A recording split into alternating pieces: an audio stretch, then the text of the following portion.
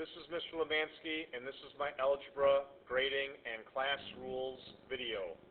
The grading scale I use in this class is the Frankenmuth High School grading scale. You can see it in your handbook. All classes here at the high school use that same grading scale. How is the class graded? What are the category weights? They're listed right here.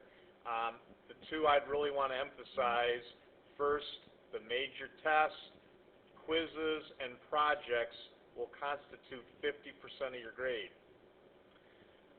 Section quizzes. Section quizzes are a daily quiz over the material over that previous section we just covered. That will be 30% of your grade. We probably take a section quiz at least 2 times a week, I would say, maybe 3.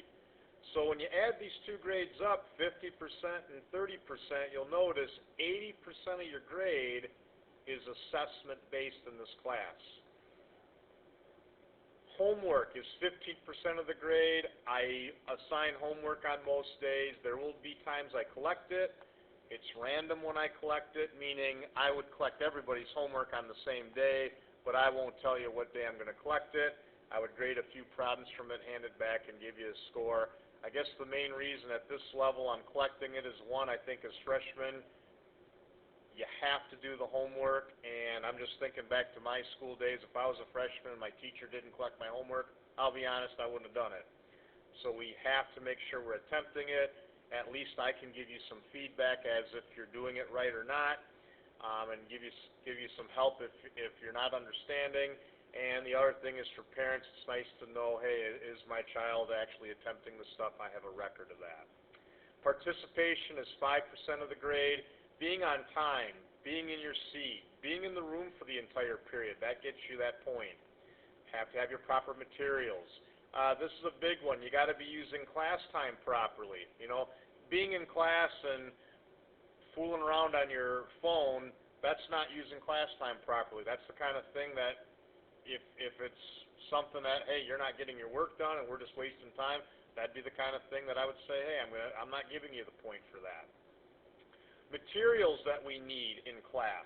There are some required materials. First, your textbook, of course. We should always have our textbook with us each day. Your planner, freshmen, you carry a planner. You need the planner. You're supposed to have it anyway for me to let you go to the bathroom, etc. Pencils and erasers. I do dock points for homework, quizzes, and tests if they're done in pen. Use pencils. That's a big one there. Have a ruler. We use a ruler or a straight edge in here quite a bit, especially when we get to graphing. And then you want some paper for homework. Here are some suggested materials. You definitely should have a TI-83, preferably the 84 calculator. If you do not have one of your own, you can check one out from me for the year. It's your responsibility, of course, to take care of it. Be aware, those calculators are about $120. So if you use one of mine for the year and you check it out, you got to take care of it. A notebook. You definitely want a notebook. We have video audits.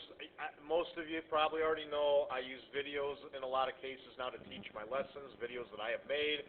You want to be able to keep notes on those. I will ask you about previous night's videos. They are open note audits. Keep notes. It will help you improve your grade. And then if you have a laptop or a cell phone, that's permitted in class too, but they're only allowed for proper use.